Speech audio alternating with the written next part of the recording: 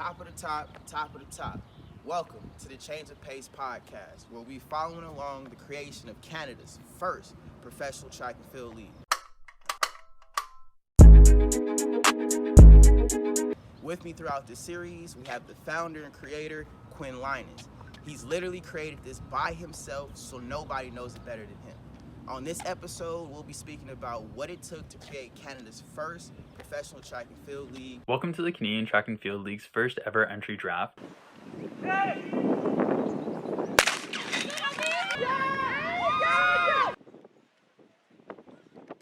We'll cover everything from how the CTFL got started, give you updates throughout the season, and keep you updated on how the CTFL plans to change the pace of track and field. I'm your host, Samar La Vaughn. Let's get into this podcast series. With me on the podcast, we have Quinn Lyness. What's up, Quinn? How's it going today? Pretty good. How are you, Samar? Doing well myself. So before we get started, I did want to get to know a little bit more about you, how you got this whole thing started. Because I'm sure as this thing is growing, people want to know like who exactly created this thing, who was the mastermind behind it, who's the genius, like what is this? How's it going? So tell me a little bit about you. Who are you? What is your track and field story? Yeah, so my name is Quinn Lyness, as some of you probably already know. If not, here's a quick little intro. So I guess I started track and field when I was quite young. I played soccer, and then I was pretty fast. So my local club identified me as somebody who would be good at it. So I got involved in track and field when I was like 7 years old. And then I took a break from it past the age of 11 because I was kind of going through the development program. And then I came back to it in grade 10. So I was kind of late to the game in terms of high school. There's this thing up in Canada here, it's called OFSA. So that was my main goal, to make it to OFSA. I think it's like the second largest track and field competition in North America or something like that. Wow, okay. It's a pretty big thing up here. So it was definitely a challenge for me. I got in grade 10, I was supposed to make it, hopefully, and I had a blood infection, and then couldn't compete. So yeah, that was heartbreaking. Yeah, that broke my heart a little bit. So how'd you whoa, man. First off, how did that really affect you? Second, what events did you run? What disciplines did you compete in? Yeah, so in grade 10, I was doing the 1500 and the 800, and the 800 was the one I was supposed to make OFSA for. I started training with my local club that year, so it would have been 15. And then it was hard. It happened basically like right before OFSA I qualified. There's like 4 meets leading up to it, so I was almost at that stage, and then got the blood infection, so it took me back. And then, but honestly, that was a huge thing, and that kind of instilled in me my work ethic, because I came back in grade 12, and I worked my butt off basically to get back to that a position to be able to make it to OFSA again. And I finally made the finals and stuff, made it for like 2 events. It was really awesome.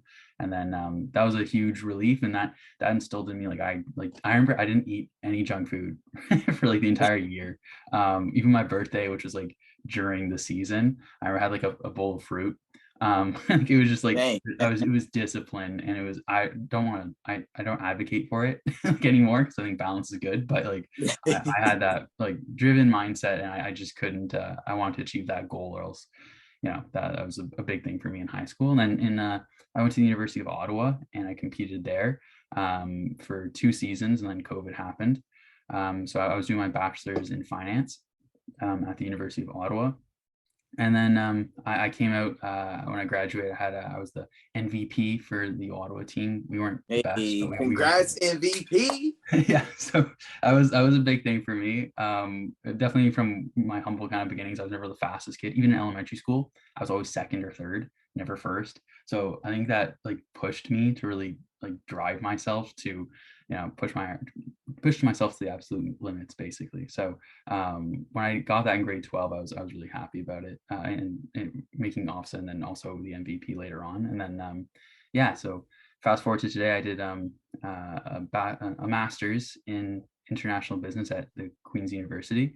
So I'm just coming back from there, and I competed a little bit with the team there, but definitely not as much as I would have. I recently got surgery, so I knew I was going to be out for the outdoor season. So haven't been training all that hard.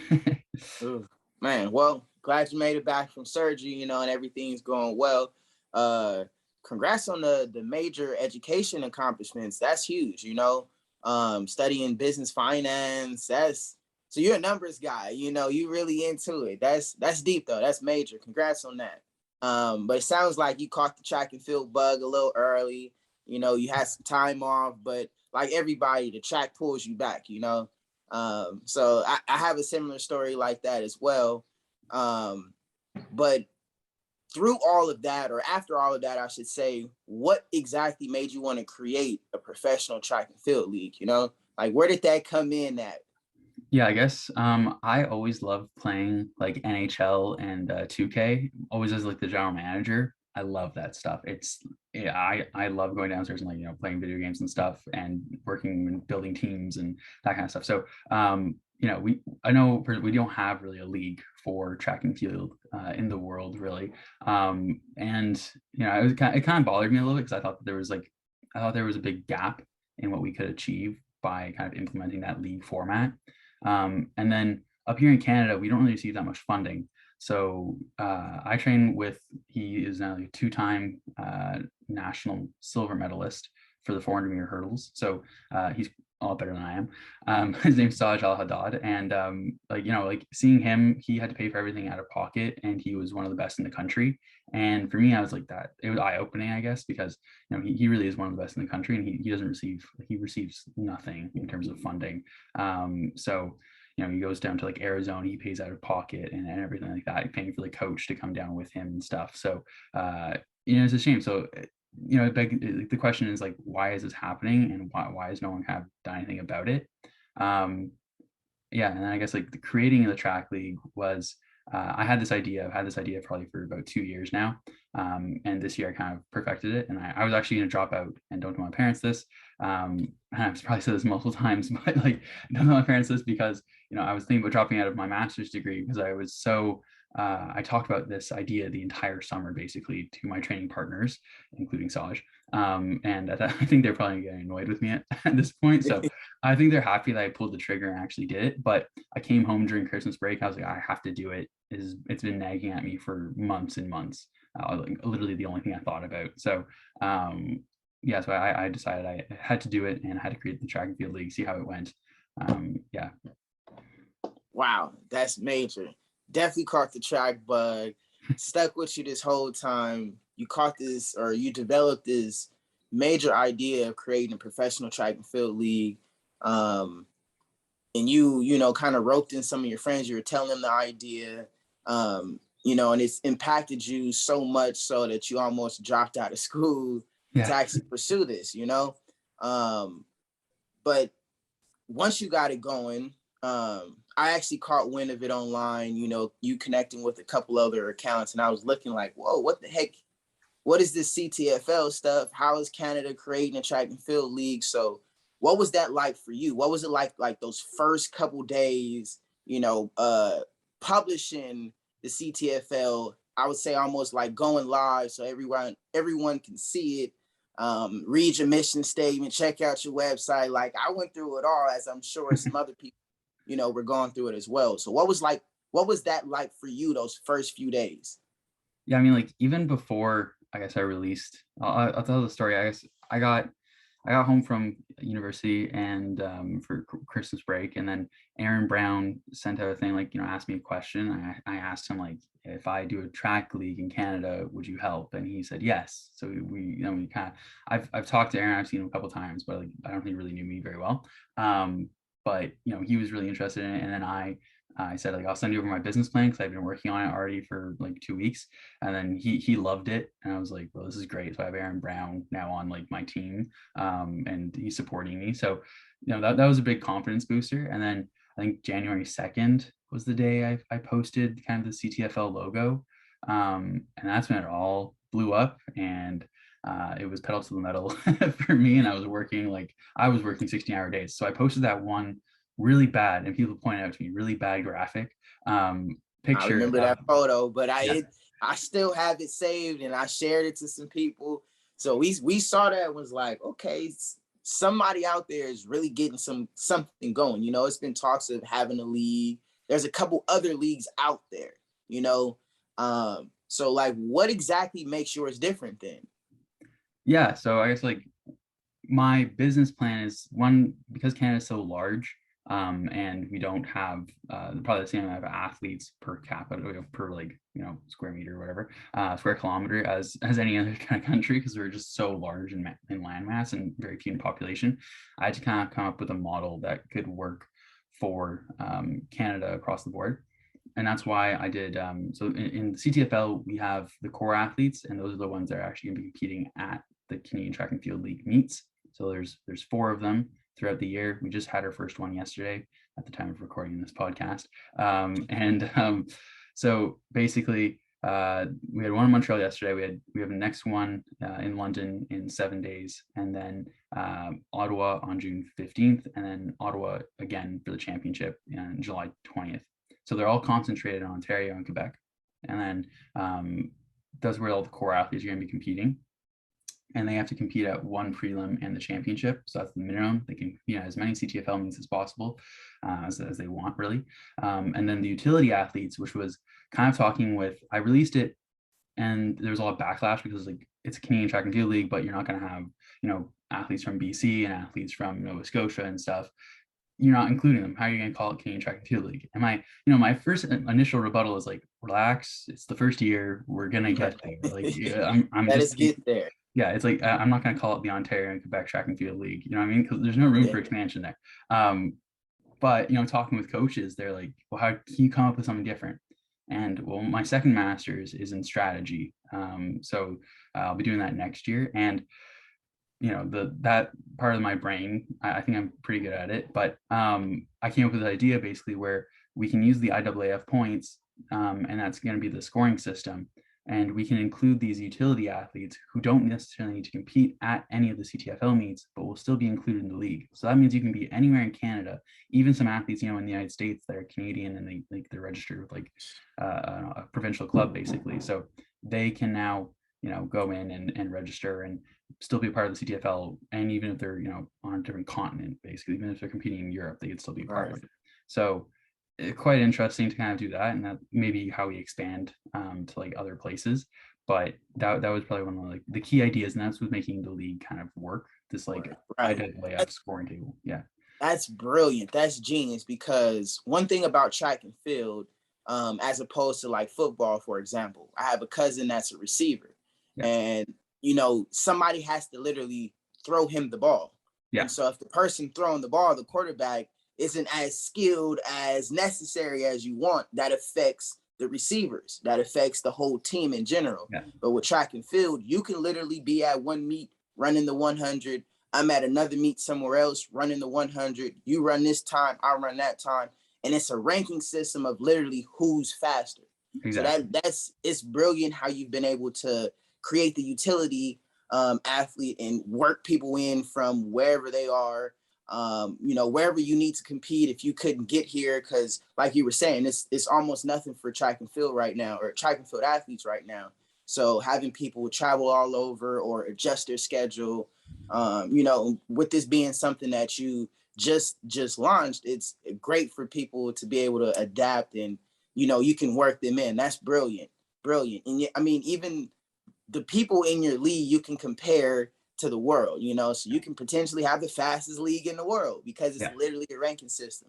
So that's brilliant. That's wow. Like, you're really a mad genius sitting down thinking about all of this. I'm really shocked and impressed to see how far this has come so quick, because I saw when you posted the logo till now, where you have 128 athletes. Yeah, that's correct. Yeah, there was over 200 people that registered. So the way it worked was athletes would register. I think registration opens sometime in February. So first of all, really quick turnaround. You have no idea how stressful the first month was, because I had to get everything. It blew up. I wasn't really thinking it was going to blow up like this. And like we had 1,000 followers within a week. So I was like, okay, I need to get on my stuff, and I need to start working a lot more. So it was like 16-hour days, 7 days a week for at least 3 weeks. I think I was kind of, my parents were like, you should count how many hours you're working a day. I'm like, nah, that's wasting time. Um, so it was quite funny to kind of do all this kind of stuff, and it was fun. Like I love doing this. Speaking about the video games, like I like playing General Manager like in 2K, and I remember going downstairs and I was about to go play it, and then I was like, no, but you're organizing this whole thing like in real life, so Yeah, go you're upstairs playing and in real actually, life. You're doing yeah, this in real life. yeah. So I went upstairs and I was like, okay, go back to work. But yeah, and then I guess like the coming months, it was quite interesting to kind of see how it developed. First, how to get the athletes in, and so sorry, I was explaining the registration. So basically, athletes would register, and then they were put into this pool. So we had a minimum standard in order to get into the CTFL. And then they would be, if you were interested, you'd register, and then you'd be put into like this athlete prospect pool. From there, general managers, so fans can now, basically dictate the entire, future of the CTFL, because they Yeah. are like these general manager positions where you have 1/10 of the voting power for a team, and you can basically, we had draft boards, and every single GM was able to draft their athletes, and then I compile that list and come up with the average draft rankings, and that's where you saw, we have like the draft already available on YouTube. But that's how it all worked, and it was quite interesting to see, because I had nothing to do with the drafting process. Really, it was really the GMs that had full control over it. So a lot of work for me, but it was a lot of fun to do it, and have, we had Alex Telfer go first overall. I don't think many people have had her going first overall. We had like Marco Arop, who had the most IAAF points That's right. allocated to him. So like, it was like quite interesting to see like what different team strategies were and stuff, and how it all kind of came to be, and how the season will kind of shake up because of it. Yeah, that's dope. So January 2nd, you post the photo of the logo. Yeah. February, you start the draft. Yeah, the registration was open and stuff for athletes. The registration Yeah. for the draft. Then you start the draft, and you have athletes like is Aaron a GM? Yeah, so Aaron's an ambassador, so he wasn't technically making the draft picks. He was the one who's like, he's like their team captain. Team So captain. like the athletes can like text him and stuff, and like ask, which is also really cool. Like we're creating like a really inclusive community. Like even yesterday, Right. like people are just meeting each other, really elite level athletes I've never really met and talked to each other. Yesterday it was like a whole, like so many Bears athletes were there, and it was just so much fun. Like they were all cheering each other on. Like they had never met most of them before. But this is your Yeah, team, and that's amazing. So back to what I was saying. yeah, January sure. 2nd, you post a photo. February, you open the registration. You start the draft. You choose, or before you start the draft, you choose GMs, Yeah, ambassadors, and then the GMs and the ambassadors are the for the ones ones making choosing picks. athletes Yeah, on their team. So at this point, you basically have a league that's starting to function without you, right? yeah, Like they're operating their teams and organizing their teams, talking to Aaron, talking to each other, yeah. probably talking about the workouts and how the week is going for training and everything. Like this is a real team at this point. Like Mhm. the first team that I was aware of is the Bears because of their team camaraderie and how much they love each other and being a Bear already. And this is Yeah, the first season. Like it's amazing how far this thing is going already. Like you were saying, they're all at the meet. These are people that have never met each other, probably never encountered each other, but now all of a sudden they're on the same team yeah. and they're rooting for each other. They're cheering for each other. They're going through. Track is a hard sport. It's like it's war out there. Mhm. It's brutal for your body, for your mind. You see people passing out, falling at the finish line. So these athletes have bonded going through this together. And Yeah. just a couple months ago, this was somebody you never even knew, somebody you never even, came in contact with. That's major. That's major. I don't know if you realize that, but to create 128 athletes, 4 teams, Yeah. and this is something like they could potentially be talking right now while you're on this podcast series with me. Oh yeah, yeah. They have like their own group chats and stuff Group now. chats, It's awesome. Like we have Sarah Minton is texting the athletes yesterday, like everyone good luck. Like she's the Canadian record holder for shot put, right? So like it's amazing to see all these kind of people come together. And yesterday was just like, it was so much fun to see everybody kind of there. So it was all the Bears athletes, but like I guess we didn't really mention like there's the Bears, the Spitfires, Yeah. the Arctics, What and the other Huskies. teams? Yeah. Yeah, so Arctics, Huskies, Bears, and then the Spitfires are the four teams. Yeah, so like the first two teams that were kind of named were the Arctics and the Huskies, and that's just because I really like their logos. And Okay. then we had a team, like we had a vote for the fans, and I do a lot of these because I think it's just me who's running it. So it's like having a big board of directors. Like every single follower to the page can dictate basically the future of the CTFL. Like I might be asking them like what events should I include for next year? If we only have like 4 spots, what should we be including? Like these are the types of questions I'm constantly asking the followers. So they got to vote on the logos, and they chose the Spitfires and they chose the Bears, which I think the Bears is now probably the most popular team, which is Yeah, really good I to see. think I think that's a fan favorite. So 128 athletes, 4 teams, and the board of directors is basically the fans, Yeah, the followers, the audience, the people that love track and field that get to watch this and that are going to support the league. So yeah, like that's amazing being able to contribute to a name. Low, like that's amazing. That's like for me, I'm coming straight out of Compton, California. The our favorite team is the Lakers. So yeah, imagine that's like me being a part of the creation of the Lakers. Like yeah. that's huge. And I mean, it might sound like a reach, but the NBA is not that old. I think they Yeah, just celebrated their 75th anniversary. that's My correct. grandma, rest her soul, passed away at 94. And this is like 10 years ago. So there's a point in her life where there was literally no NBA.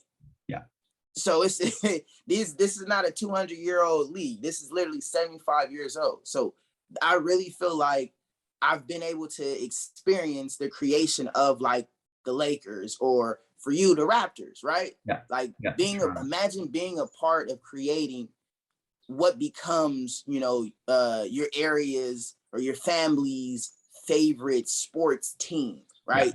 You get to, like, we make the jokes online. I'm gonna tell my grandkids this story, but imagine really telling your grandkids, like, I contributed to creating this professional sports team, right? I was rooting for these athletes. I was there when the draft took place. Like all of that stuff was going on live. That's incredible to really like pull the world together, or I should say pull Canada together, unite Canada to actually create a professional track and field league.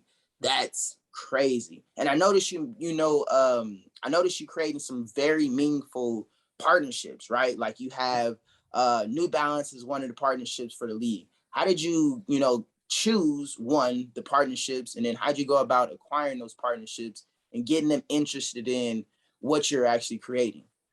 I think that's been on. I mean, the athletes and the registration and stuff that was quite difficult, but these sponsorships was probably the most difficult part about creating a track and field league so far. I think it's because I love the connections already because I'm a track athlete. So it was probably easier than it would be for most to on my part, I guess, to get the athletes involved. Where I found the hardest part was definitely sponsors. And New Balance just presented itself as it's obviously a very big brand, and that's something that I kind of looked at. Starting a track and field league, I think it was important to grab a couple of the very largest brands in the sport, and that's because I'm very young. Like I just turned 22 a couple of days ago. So Wow. basically, going. Just wait, pause there. You just turned 22 a couple of days ago. That's major. That's impactful. Like at 22 years old, you sat down and really created this whole new track and field world. This is almost like a new track and field ecosystem. Like we're Yeah, saying, the teams, um, encouraging each other and rooting for each other at the track meet, but also when they're not at the track meet, probably making sure everybody is getting their, mileage in or their practices in and stuff like that. But there's 4 teams that are doing that, right? And then imagine the families that you're affecting. Like that's huge. And to be 22, wow. And happy belated birthday, by the way. thanks. But I mean, this is very impressive. This is deep. Thank you. This is gonna be something that definitely shakes up the world of track and field, changes the pace of track and field, but this is something that's going to impact generations to come. You know, I always think back to like, what was it like when the NFL first got started? You know, back when Mhm. they was wearing before the leather helmets, when there was no helmets, you Yeah. know. But that's kind of where we are right now, the initial stages of it, the inaugural season. But it's already impacting so many people. Like, Yeah. how does that make you feel? I think like I was mentioning yesterday a lot, but like I think it feels amazing to like hopefully leave a lasting impression on the sport. You know, when I first started this, you know, people are asking me like someone can easily steal this idea and go and take it further and stuff. And I said like if they can do it better than I can do it, by all means do it. Because I'm doing this, like I'm not making any money from this. Definitely for the first at least like 3 years. I'm reinvesting everything into the CTFL and like more. So you know, if you can do it better than I'm doing it currently, like take on the challenge because you know, I think that you know we need people to be able to actually create these leagues in order to grow our sport. So if you can do it better than me and not really guys conflict too much, you know, ruining everything. I mean, like too many cooks in the kitchen kind of thing. Right. Yeah, it's about like, you know, if some large organization says, okay, like, you know, Nike wants to do it and they want to do it right, then obviously we can now have, I can take a step back, say like, here, like this is a cool model. If you can do it better, that'd be great. Um, but you know, we'll see how it kind of goes. And then like from my personal perspective, like this is somebody asked me like 2 weeks ago, like, what's your dream job? I'm like, I had to think about it. I was like, this would be my dream job. This right here this is my dream. If I That's your could do dream. anything in life, this would exactly like I've always dreamt of being like a general manager. I'm now like the creator of like a whole league. So Right. if You're this can work, I living will that do this moment. for life. Like I will do this for life. I love this. So Yeah, yeah, and then that's just deep. yeah. Sorry. That's deep. One thing that I live by, I always tell myself with creating Trackletics is if I never quit, how will it ever fail? You Yeah. know, so especially with it being track and field, every year there's new athletes that join the sport. Yeah. Like this past year, I helped coach the high school that I graduated from, right? Mhm. And we had freshmen coming in, first year of track and field, don't know nothing about the sport, don't even have running shoes. They out there in Nike Hirachis thinking that these are running shoes, right? Like there's newbies in the sport, but then by the end of the season, you see how dedicated they are to the sport. You know, Like like their you said, spikes on eating and stuff. like it's crazy to see how it impacts their lives so quick, and you know it actually teaches you life lessons and everything. Definitely. um yeah, so I'm just really shocked to see a league coming together like this. Like usually track and field is so split, you know, it's secret groups over here. They don't want to tell their workouts, no film and everything. But the way that you've gone about creating this league, you've literally pulled Canada together. Yeah, Or it's a like you community. like it's a community. Like you were saying, people reached out to you like, you know, why don't you have it over here? I would say that's a great sign to say or to show you that it can go over there. It can spread into these other areas. People are not looking at it like, what do they think they're doing over there? They're looking at it like, wait a minute, why aren't you over here? Why Yeah. can't we be in it? Like, what do we have to do to get a team in it? You know? And then looking at the history of the NFL, there's different conferences. And that's how that actually came together, you know? And then the conferences, you're a conference champ, and then you go like that's the same way that you've been going about it. So Yeah. if other areas wanted to create their own track and field teams, that'd be interesting to see how your league continues to grow, right? More Yeah. athletes joining in or more teams coming. Like this is a sport that competes at the highest level. It's an Olympic sport. Every Olympic year, this is Yeah. the sport to watch. Everybody knows the names: Usain Bolt, Johan Blake, Allison Felix, Sonia Richards Ross, Mo Farah. Yeah.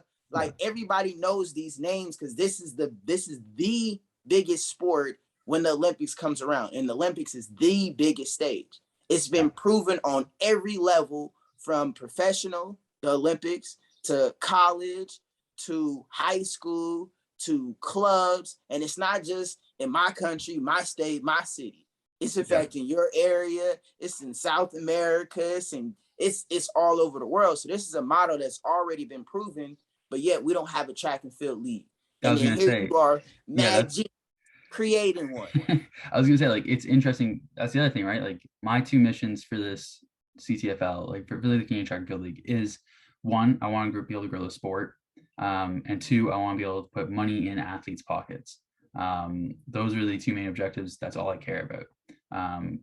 But in order to grow the sport, we need to be able to create like engaging content. I mean, like I don't have the best, as you'll see probably with the YouTube videos. They're good. They're decent quality. They're not like obviously like NBA or NHL quality, but we have to something. Start somewhere. You got to start somewhere. Exactly. So, but like, and then putting money in athletes' pockets. So that means like we need to look at sponsorships for the CTFL in order to survive. But we also, hopefully, by next year at least, hopefully, we can get some athletes some sponsorships that they would normally not have been able to access. Because now we're creating a platform for everyone, not just for the fans. We're creating now a single kind of place for everybody to consume track and field content. You don't need to go to like Flow Track, Runner Space, wherever, in order to consume this track content, because it's you have to go through a paywall.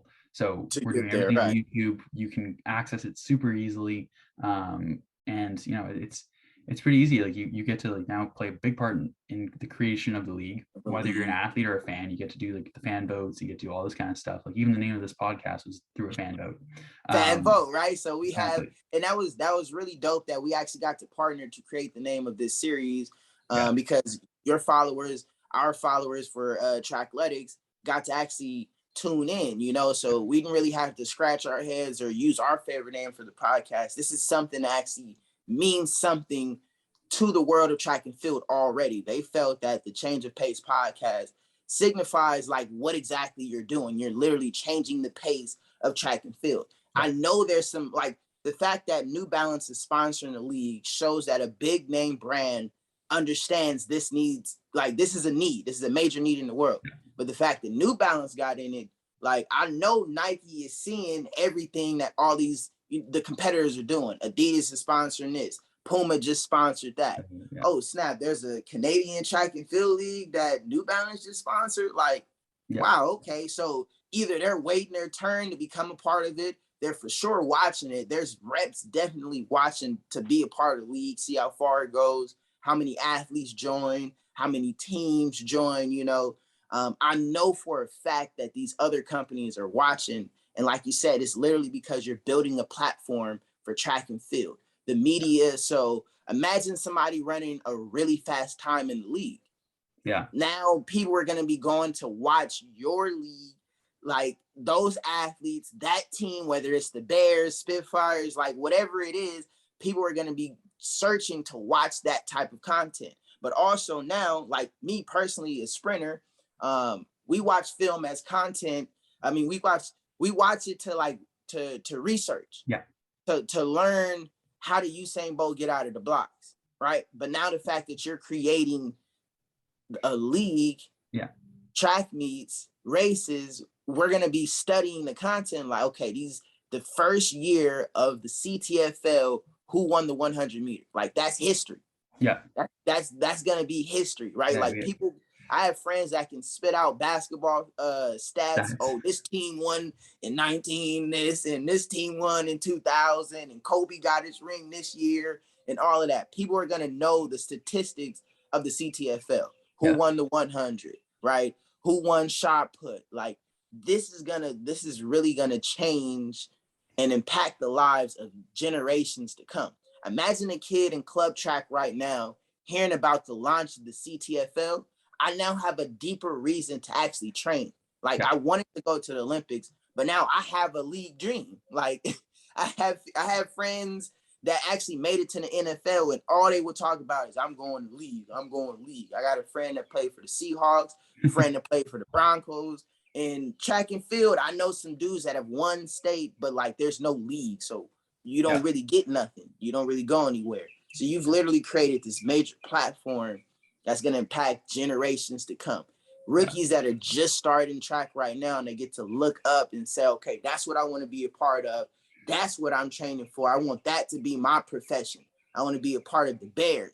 I'm gonna get drafted by this team. Like I'm gonna get drafted by the Arctics. Like people literally say that. Like Kobe, he got drafted by the Bobcats, I believe, and told the coach, I want to play for the Lakers. Somebody really out there training and is seeing the Bears and how the Bears, like, it's really a fan favorite. It's so funny how that's turning out. They might win, they might not win. We don't even know. You know, it's just getting started. You just had the first track meet, but somebody is going to choose the Bears and go, I want to run for that team. I want to run with them. I want to be under that manager. Like, people literally choose that. And that's something that I don't even think you understand the ripple effect of, like, how that's going to come out or turn out down the line. You know, that's huge. That's major. Or even how it's affecting my area. Like, we're looking like, wow, how the heck do they have a whole a league if we don't have nothing over here, you know? So I know it's making people get their stuff together and figure out, okay, you know, how big are they planning to grow? Can we create our team in our area and partner with them to get in the league? Because like we said, it's literally a ranking system. If you run over here, I run over here, and this time is faster, we know who's faster. That's literally how it happens.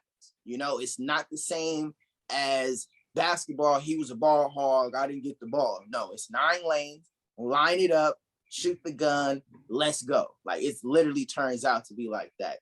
So, man, major applause to you, for real, for creating something so major like this. Like, it's huge. This is really going to change the pace of track and field, not just in Canada though, but track and field.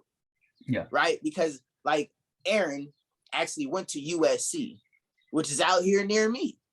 So here he's out here, but he's in the CTFL. So you don't even understand, like, where the athletes are that want to join the league, you know? And what they're big ripples, and there's gonna be big ripples, definitely. And big exciting. Ripples. Big ripples. So another question I wanted to ask you is, so how can the fans, the followers of track and field, the people that really love the sport, how can we help the CTFL? Yeah, so I mean, people have been doing so much, but you know, after beginning this league, it's been eye-opening how much, you know, I do research into the sport and stuff, and I think many people believe that it's the shoe brands that need to be able to create these, you know, platforms for athletes to grow their brand. But in reality, look at any other sport, they're kind of just the brand that are sponsoring athletes. They're not creating leagues or anything like that. So it really does come down to us as athletes, as track enthusiasts, as fans, you know, as families of, you know, track athletes themselves as well. It comes down to us in order to make our sport grow and make it predominant in the world. So, you know, the CTFL is kind of just a vessel for track and field to grow. We hope that, like, it's going to be a single platform for people to come and watch, you know, track and field and enjoy it, and follow your favorite team and you know, interact with them and stuff too, right? These athletes are all very new to this scene. Obviously the track and field league is very new to them, and also fans. So, you know, just even, you know, how can you help is, it's, you know, being involved, you know, taking in the fan votes and stuff. You guys are like the board of directors, so it's really important to get involved and help me make the right decisions, basically, because this is truly just a vessel for this for the sport to grow. So, you know, like, reposting things is always very helpful. Following our YouTube channel is awesome. You know, we were talking about the Lakers, or you know, during earlier on in the day kind of thing, and you know, it's quite interesting to see, like, if you can represent your team, that would also be amazing. You know, if you buy like a hat and you wear it around, that's just showing your initiative and stuff, and hopefully we can put that money back into the growing the league. But yeah, it's a collective effort. It's not just me. It's you know, even you, Samar, obviously helping out.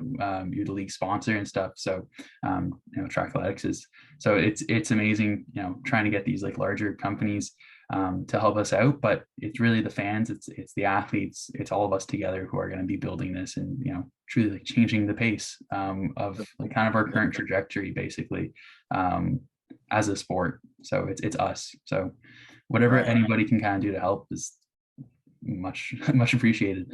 That's true. I completely agree with you on that. You know, that's why I've decided to actually be a part of the league. One is track and field is something I'm very passionate about. We have the same mission to actually grow the sport and pay athletes. So I figured if that's my mission, this is something I have to be a part of. Even though it's not in my area, it's not in my state, it's not in my city, it's not in my country, but it's in my sport. It's in my world. It's in Exactly. something that's meaningful to me, right? You have athletes that I've already connected with, athletes that I've already been following. So I felt like I needed to do my part and be a part of this, support it, sponsor it, showcase it on my platform, because Trackletics is truly for the track and field athlete, right? To help them grow, to help showcase their talents, their abilities. Because without this, I always say this, track and field, you get nothing, you go nowhere. So it's truly up to us. So I took the initiative to actually be a part of this and help out, get athletes paid, promoted, be a part of it, because it's something I love and something I understand will have ripple effects for generations to come. There's a baby that was born this year, January 1st. You launch your league January 2nd, and they like, oh, I'm being born, like this is gonna be my goal. There's kids that are coming up that are gonna look at Aaron Kingsley Brown, right? And say, that's my favorite athlete. The Bears are my favorite team.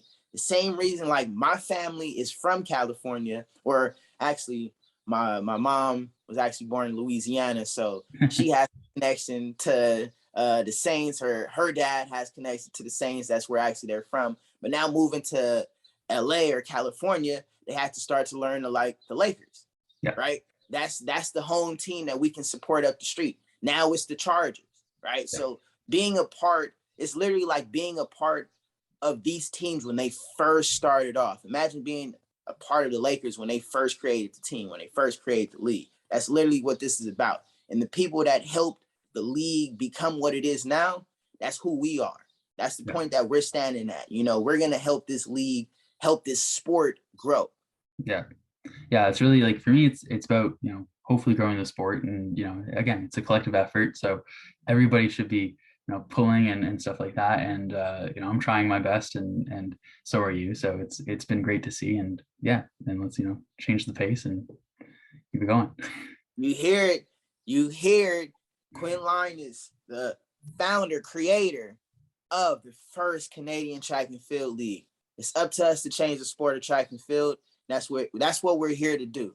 Appreciate you sitting down, having this conversation with me, giving me all the insight on how you actually created this track and field league, your whole thought process, how you actually got other athletes involved and stuff like that. And I'm really looking forward to seeing this league grow. And I'm really rooting for it. You got my support. I think the Bears is my favorite team. I got to give it a little time and see how they compete.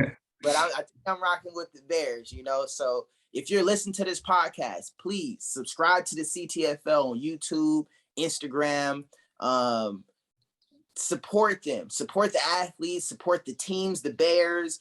Follow your rival teams so you can see what what they got going on, so you can spy on them. But really, like, support the league. This is something like we keep saying is going to have ripple effects for generations to come. But it's really up to us. And you can support the league by sharing the post, liking the post, sharing it to your story, sharing it with a friend, sharing it with somebody that you know in Canada, or even leaving positive messages to the athletes, to the team, stuff like that. Like, there's so much that you can do to actually support. And then if you do have a favorite team, buy you a hoodie, a Bears hoodie, a Bears hat. It's the same thing like buying a LeBron jersey. Buy something that's going to support your team, So, again, I really appreciate you sitting down with me, and I'm rooting for it. I'm here for it. You got my support, and let's keep this thing going. Let's change the pace, the track and field. Thank you for having me. Yes, sir. All right. You have a good day.